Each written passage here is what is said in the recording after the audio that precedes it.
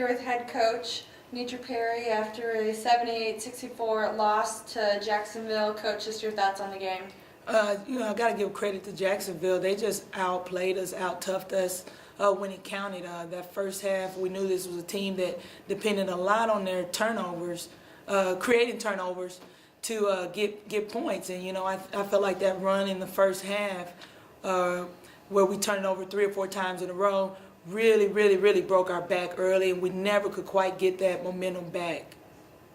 Yeah, like you mentioned, turnovers. You go from 6 on Thursday to 18 today. Just talk a little bit about Jacksonville's pressure and how they were able to get the ball turned over. I think it was just a mental wear and tear because physically, it was the same press that we saw at the beginning of the game. We were getting wide open shots and layups. And so, it was just more about staying with the formula. I think, again, it speaks to the maturity level of our team and just the process of winning.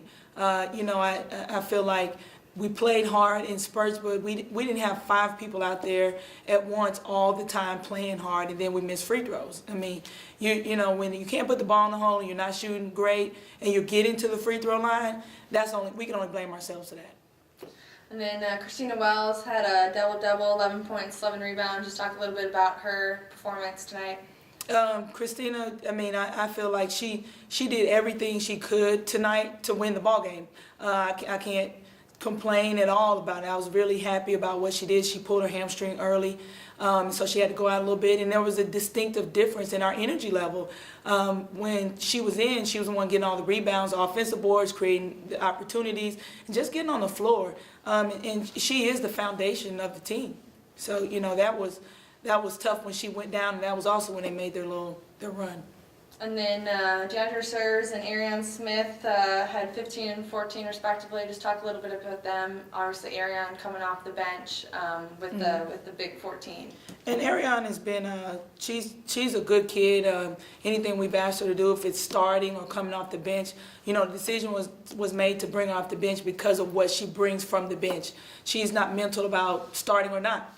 And so I was really proud of her today. I felt like she gave a total effort, not just the points, but 2 offensive boards, 6 defensive boards, and she battled down there today. DeAndrea, point-wise, I thought DeAndrea did a good job. I thought she tried to bring fight with her. Wasn't one of her best days from the three-point line, but I think that, she matched the intensity.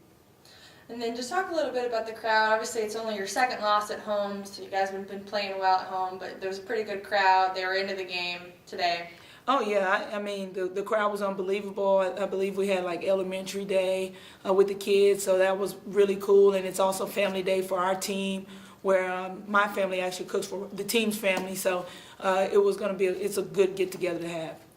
And then finally, you have a week off of games, and you come back next week. You start the second half of ASUN play. How do you feel about your team going into the second part of the league play? I think the week couldn't have come at a better time because I feel like we do need a mental and physical break.